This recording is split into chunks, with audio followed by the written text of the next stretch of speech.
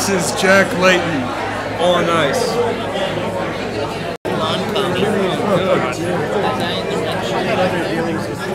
You know what I'm calling this? Jack Layton on ice. Yeah. He came to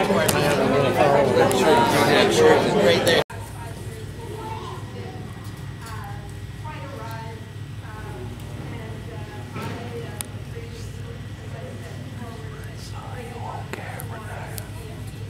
Well, it's great to see such a super turnout here, even though the skating is on the go. I don't tend to do any skating here because of the fog. I said at Denise's event earlier, and some of you were there, but to tell you all about it, she had a breakfast fundraiser that was absolutely sold out and packed to the rafters.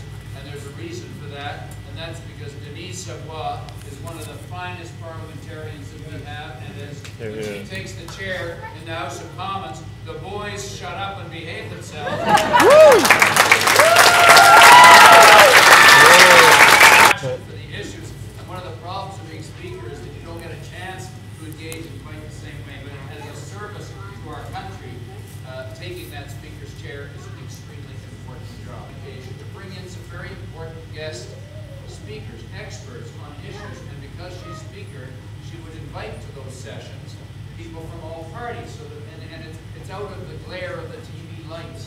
That's a piece of legislation that takes what the Nobel Peace Prize winning scientists have said countries should do around the crisis of climate change, namely set a target of reducing our emissions by 80% by 2050 and interim targets in between, just like David studies suggested, and puts that in law and brings it before the House of Commons.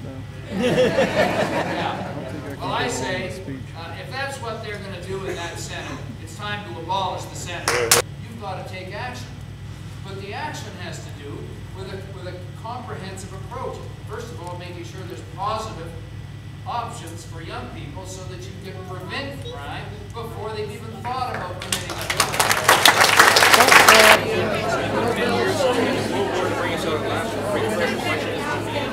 Farmers, now conservatives, can start looking at the Democrats who are speaking up for it.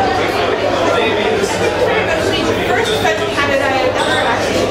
Well, thank you. You came very well prepared. All right, Mr. Layton, thank you so much for being here. Could I just ask you something on the record? Sure. As I'm kind of concerned. I'm concerned about transparency. Who are you? I'm just a free agent. I'm just a kid. But what's your name? I'm Henry. Henry, okay. Yeah, like Henry VIII.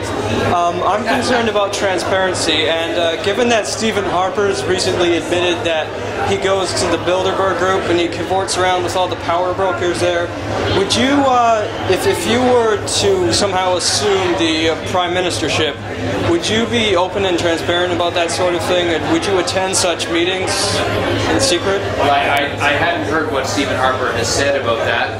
All I know is that Well, 5 years ago it didn't exist in the media, but now it's a big deal about, it's this big group and it's all the top captains of industry and royals. With the group and the trilateral and so on and so forth.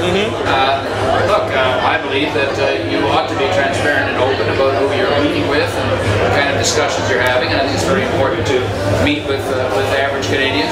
We don't agree with these closed-door budget consultation meetings that Mr. Flaherty is having.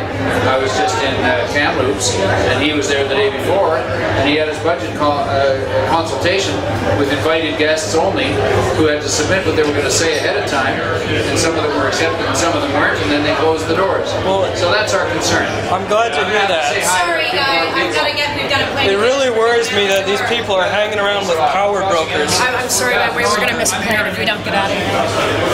Thank you, Mr. Lee.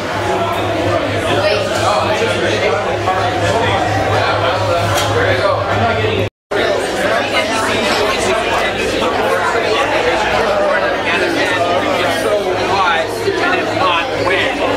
Are you aware of the depleted uranium in the favorite war in Afghanistan and Iraq? Well, you're going to have to disagree with the premise of your question. We have never supported military effort in Afghanistan. So you're definitely going to say out of Afghanistan, out now. Yes, we have said that. Are you aware of the implementation